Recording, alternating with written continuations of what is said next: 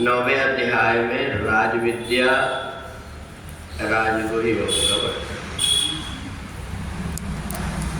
ज्ञान यज्ञेन चाप्यन्ने यजन्तो माम उपास्ते एकत्वेन पृथक्त्वेन बहुधा विश्रुतो मुखम्। भगवान ने 9वें अध्याय में राजयोग का वर्णन किया। जो बात छिपी हुई होती है भगवान ने अर्जुन को स्पष्ट रूप से समझा करके बता दिया कि परमात्मा की आराधना व्यक्ति जितने भी अलग अलग ढंग से करता है, अगर उसको ज्ञान हो जाए तो वास्तव में वो थोड़ा सा परिश्रम करके सब कुछ हासिल कर लेता है।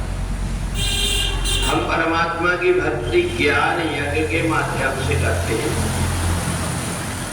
ज्ञान यज्ञ ये होता है इदम खलविदम ब्रह्म।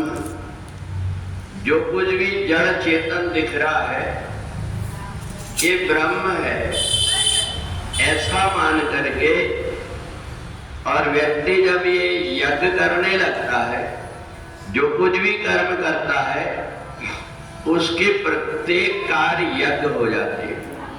केवल अपनी धारणा अपने को बदलना पड़ता है कि अलग अलग जो कुछ भी दिखाई दे रहा है ये सब वही परमात्मा का स्वरूप है, ऐसा मान करके मैं जो कुछ भी कर्म कर रहा हूं परमात्मा के लिए कर रहा हूं, और जो कुछ भी चर अचर जो कुछ भी दिखाई दे रहा है इन सब में परमात्मा की ही शक्ति विद्यमान है। ये हो गया ज्ञान यज्ञ। दूसरा होता है अभेद भाव। अहम ब्रह्मास्मि, मैं और परमात्मा अलग अलग नहीं। अगर मैं परमात्मा से अलग होता तो शरीर जब यहीं छूट जाता है फिर मेरे अंदर की वो शक्ति कहाँ चली गई जो मुझे बोलने की, देखने की, सुनने की शक्ति देती थी।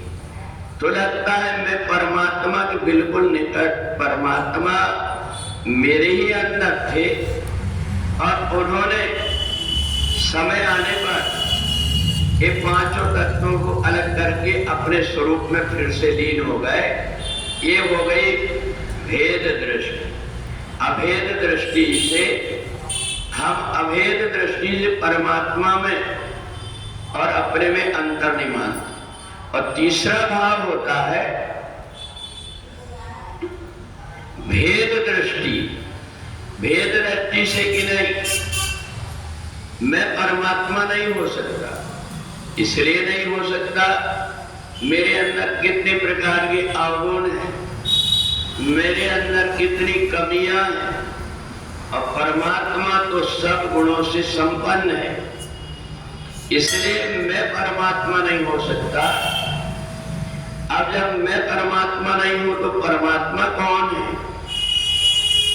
जब वो खोज करता है तो उसको पता लग जाता है कि मैं परमात्मा तो नहीं हूं, पर परमात्मा और मेरे में ज्यादा अंतर नहीं है।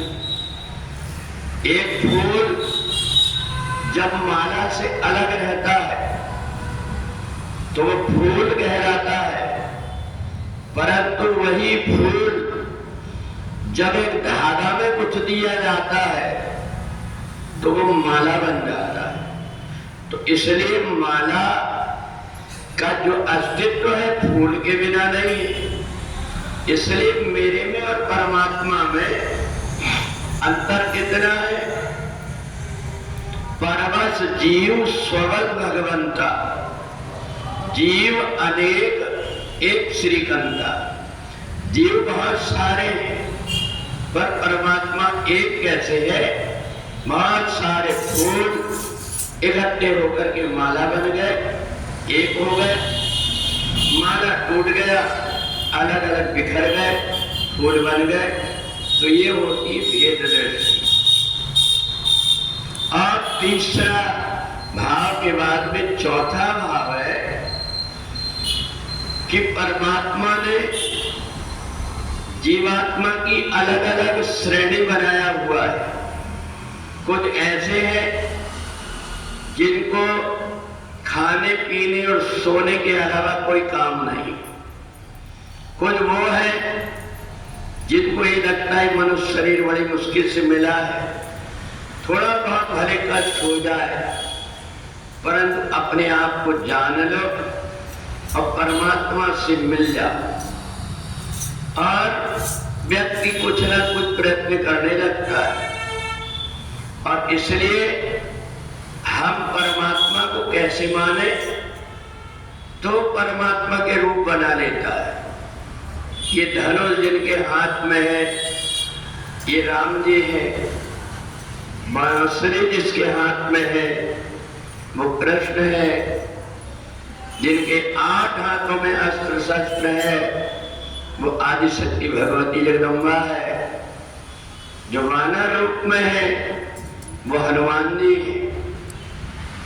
पर उसको ये पता है कि इनके रूप अलग अलग है।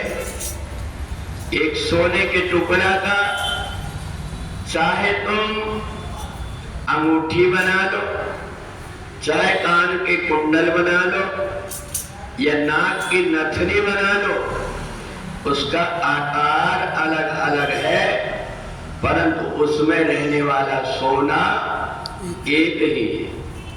ये अगर व्यक्ति को ज्ञान हो जाए तो वो हनुमान जी के पास आकर के प्रणाम करता है तो भी उसको वही परमात्मा दिखता है। राम जी के पास, कृष्ण जी के पास ये सहज ढंग से हम समझ लें। एक व्यक्ति घर में रहता है, किसी का पुत्र, किसी का पिता, पति कहलाता है। वही आदमी जब ऑफिस में जाता है उसका संबोधन बदल जाता है। वही व्यक्ति पुलिस में भर्ती होता है, उसका नाम बदल जाता है, पर आदमी बदला हुआ नहीं है। ऐसी दृष्टि से जो व्यक्ति सब में सिया राम मैं सब जग जानी, करई प्रणाम जो पानी, ऐसी जिसकी धारणा हो जाती है वो जीते जी मुक्त हो जाता है। बोली वृंदावन बिहारी लाल।